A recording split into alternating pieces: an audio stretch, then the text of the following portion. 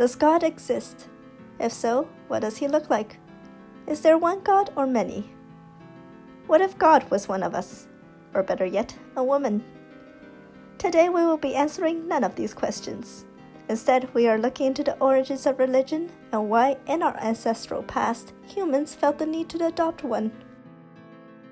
Before we begin, we need to separate spirituality from religion.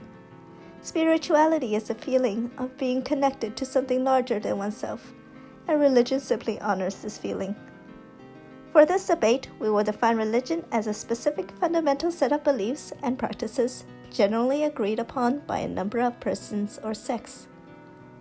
Religion itself is not a genetic trait, but religiosity encompasses a series of behaviors that may be passed down through natural selection, where those with better genes get to pass them down while others just die.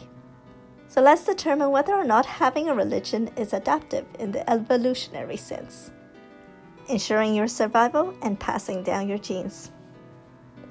Religion and evolution aren't always discussed at the same time, but in this case, we can make an exception, and we will decide whether or not religion is a gift from God or the work of the devil.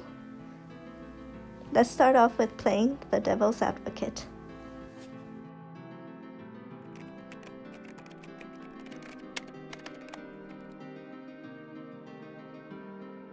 The cost of religion is high, perhaps too high to be considered an adaptation. It takes up our resources and is costly to our survival and the survival of our genetic relatives.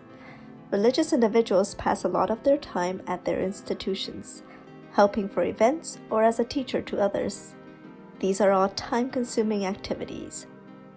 Time we could have used to help our own children or spend on far more high-paying work. There's also a monetary cost to religion.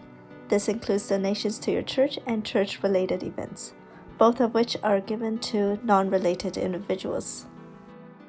Using resources for relatives is genetically advantageous. Helping closer family members allows us to spread our genes. They're also more likely to help you back in the future.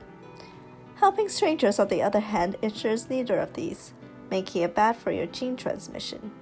This is one of the reasons people are more prone to give to their immediate family than distant relatives or strangers.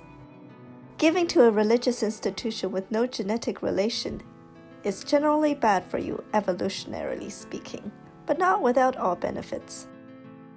You can argue that giving time and money is an important way to show our importance and make others look at us as a model. And this may be one of the reasons why people buy things they really can't afford to, just to show them off. However, religion is costly to our own survival as well. Some religions promote self-sacrifice for their cause. Individuals are willing to die or kill for their beliefs. In many religions, it can be better to die than to transgress the rules of the religion. There is clearly no genetic advantage to doing any of this. Not only do you die, you also die for unrelated individuals. Often those individuals die childless themselves, making their genes completely or at least partially lost. This is bad not only for the loss of life, but also as a constant emotional cost.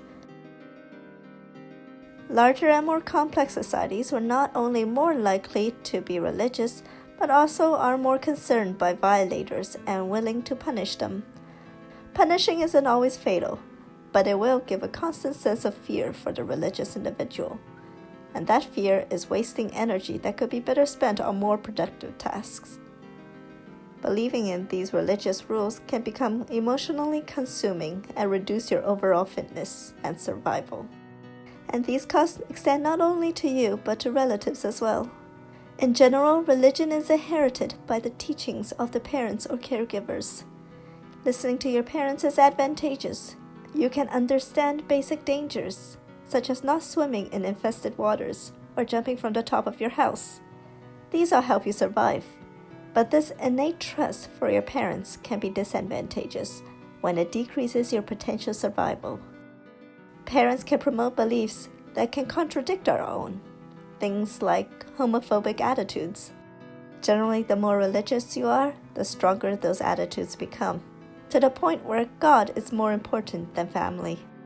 They then turn on their family, often with violence and emotional shame and stigmatization, sometimes disowning their own children. These behaviors can lead to dysfunctional thinking, depression, and suicidal attempts.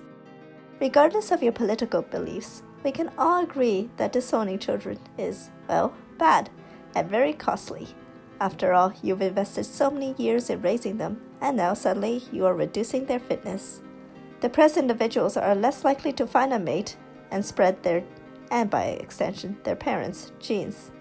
In extreme cases, excessive and constant stress can lead to infertility. That being said, of course, not everyone will attempt suicide or become depressed, and not all religious individuals or religions hold these attitudes. It's just a risk that could be present and leads to excessive cost to survival. Religion can be time-consuming and take a lot of resources, reducing your ability to survive and pass down your genes. However, religion isn't without its benefits, as most religious individuals may agree. Benefits that could help you, in turn, propagate your genes further and even outweigh these costs. We'll have a deeper look at what those could be in part 2.